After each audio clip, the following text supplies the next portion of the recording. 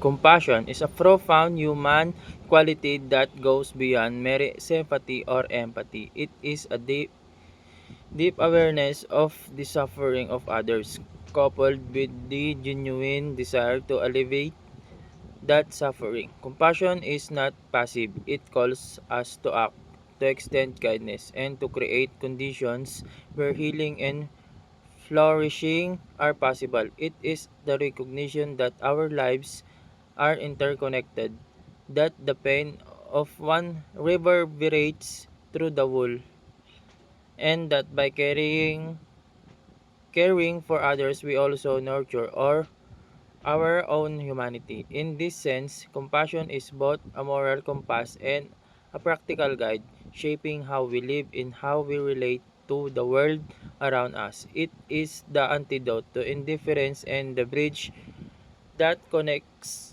us to one another in meaningful ways. Compassion is a profound human equality that goes beyond mere sympathy or empathy. It is the deep awareness of the suffering of others, coupled with the genuine desire to alleviate that suffering. Compassion is not passive. It calls us to act, to extend kindness, and to create conditions where healing and flourishing are possible. It is the condition that our lives are interconnected, that the pain of one reverberates through the whole, and that by caring for others we also nurture our own humanity. In this sense, compassion is both a moral compass and a practical guide shaping how we live and how we relate to the world around us. It is the antidote to indifference and the bridge that connect us to one another in meaningful ways. When compassion is expressed in care for the environment, it manifests as a commitment to stewardship and sustainability. To act compassionately towards the earth is to recognize that the natural world is not a resource to be exploited but a living system that sustains all life. Recycling, conserving energy, protecting forests, and reducing pollution are not simply technical or economic choices. They are moral acts rooted into compassion for future generations and for the countless species that share this planet with us. Similarly, compassion toward others is expressed in act of service, in listening deeply, in standing with those who are marginalized, and in creating communities where dignity and respect are upheld, whether it is caring for the elderly, supporting a struggling students, or advocating for justice. Compassion is the trend that weaves together the fabric of human society. Communal discernment plays a vital role in making PU and the wider world a more compassionate place. Discernment is the process of listening carefully, reflecting deeply, and deciding wisely.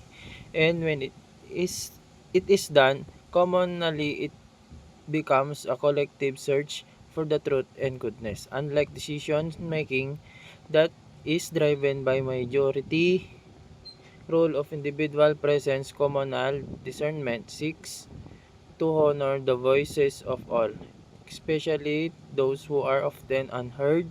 It is rooted in dialogue, patience, and openness to the spirit of wisdom that emerge when people come together with sincerity.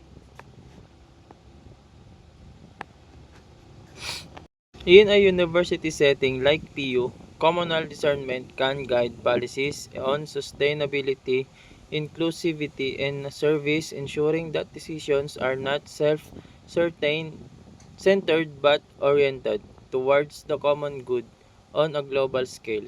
Communal discernment can shape how nations cooperate on pressing issues such as climate change, poverty, and peace, reminding us that compassion must be collective if it is to be transformative.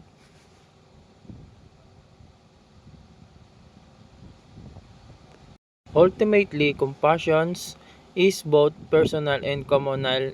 It begins in the heart of the individual but finds its fullest expression in the shared life of communities. By cultivating compassion in our daily actions and by practicing communal discernment in our collective decisions, we can create spaces where justice, peace, and care for creation flourish.